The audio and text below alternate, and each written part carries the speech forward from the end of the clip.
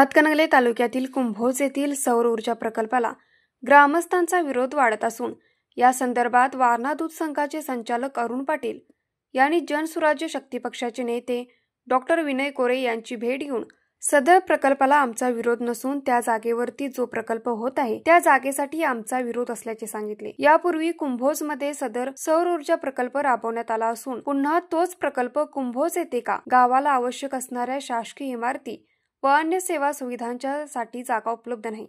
भविष्यात सदर जागा सौर प्रकल्पाला दिल्यास कोणत्याही पद्धतीच्या विकासाला कुंभोज परिसरात शासकीय जागा उपलब्ध नसल्याने ही जागा राखीव ठेवून अन्य पर्यायी ठिकाणी सदर प्रकल्प उभार करण्यात यावा अशी मागणी वारणा दूध संघाच्या अरुण पाटील यांनी आमदार विनय कोरे यांच्याकडे केली।